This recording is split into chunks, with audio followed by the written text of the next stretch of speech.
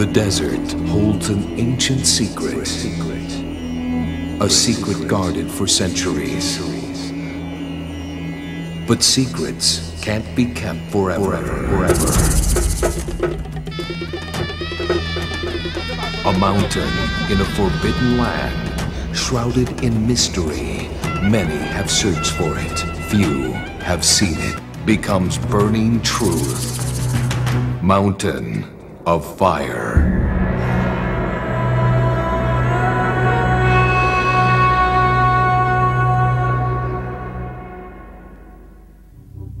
The precise location of Mount Sinai has eluded both archaeologists and theologians for centuries.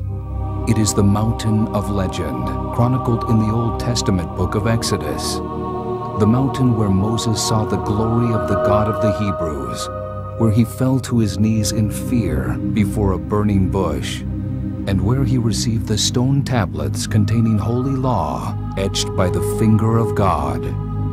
Tradition has placed this fabled mountain squarely in the middle of the Egyptian Sinai Peninsula.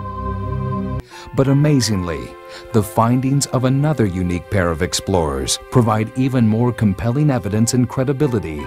Working for an American oil company based in Saudi Arabia, the Caldwells are subject to company policy imposed by the Saudi government that all foreigners leave the country for at least 24 days of the year. In the aftermath of the Gulf War, Jim and Penny's travel options are limited, so a trip to the west, toward Egypt, becomes a clear option. St. Catherine's is first on their list of sites to visit. Yeah, it took everything out of me when we got there to see that it just didn't match the biblical description. I was so disappointed. Deciding to leave St. Catherine's, the Caldwells continue their journey through Egypt, where a brief stop in a roadside bookstore reveals a surprise in the form of a book called The Gold Mines of Midian. We began to look at it. It was written by Sir Richard Burton in the 1800s. He was an explorer of vast amounts of the former Ottoman Empire, including Arabia. And he had drawn a map in the back, and as we pulled that map out, that map had a beautiful rendition of the Gulf of Suez and the Gulf of Aqaba, Sinai Peninsula, but it also had just a little portion of this northwestern quadrant of Arabia, and it listed that land as M-A-D-Y-A-N. He's saying Midian's over there, and if you can find Midian, you can find the region where Mount Sinai was, because that's where Moses was supposedly tending the flocks of Jethro.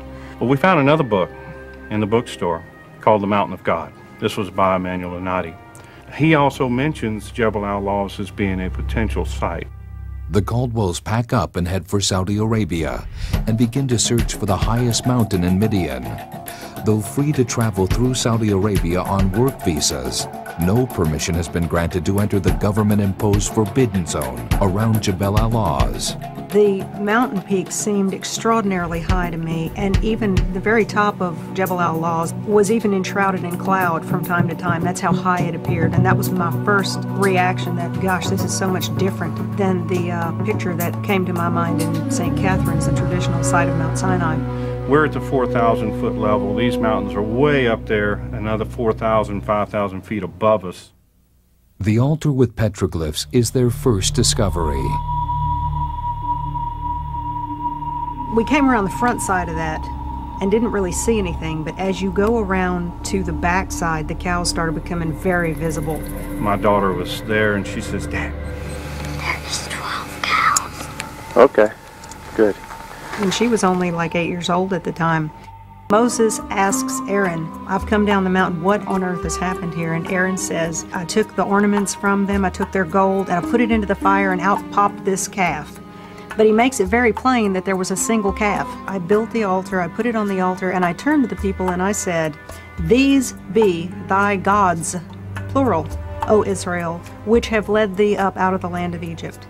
Something struck me very strange about that, because if you put one golden calf atop an altar, why would you say, "These be thy gods, O Israel," if you've got one golden calf? Did he make more than one golden calf? You know, it puzzled me for a good length of time. In studying some of the Hebrew, it says that Aaron fashioned the calf with a graving tool. It literally says to engrave, as in something we would engrave a name on today. That sounds very strange because you mold something that's molten. You don't engrave it. But the way you built an altar in Egypt was to, in relief, cover it with gods, and then put a chief deity, a statue of the chief deity, on it. If a golden calf were to have been put on the top, that scripture would not contradict itself. It would absolutely perfectly fit. And he would have placed it atop and said, in fact, "These be thy gods, O Israel, which have led thee up out of the land of Egypt." When you go there, you can read the Bible like a map. And it says, this is here, then you go forward 10 steps, and this is here. For lots of people our age, you have to smack them in the face for them to believe something. Most of today's generation doesn't want to accept things that they can't see and touch and feel. You know, when you show them something like the Bible and what it says, you know, this isn't just a story that somebody's trying to teach you in Sunday school. This is something real, and here's the proof. The bow, too. Looks like a person with a bow and arrow. Where's the bow and arrow? Y'all move so I can get a clear shot. It's hard not to believe.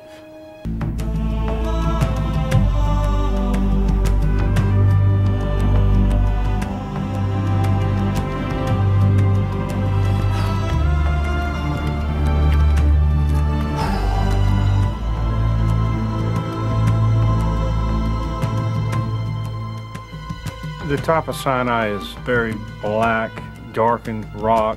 It has a appearance of, in some light, coal. It's extremely interesting because the closer you get up toward the blackened peak, you can see where the red granite folds down and the black begins. And it's a dividing line that is like night and day.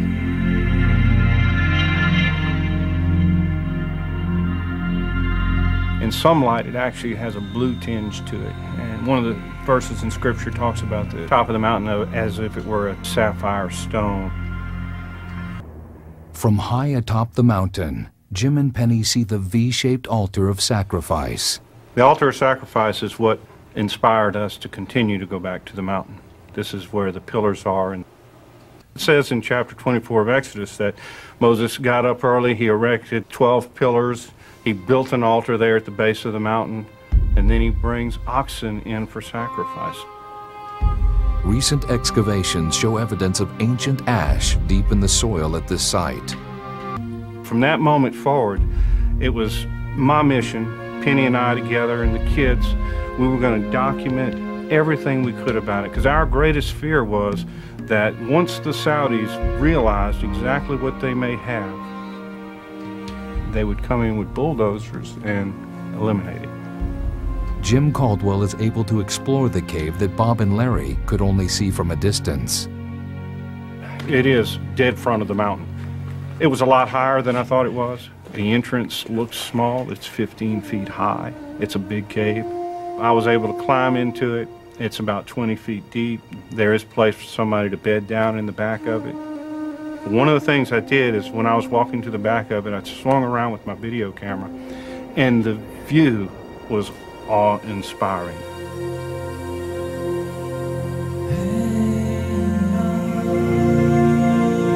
You could see the golden calf altar, the plain where the thousands of tents would have been located out there.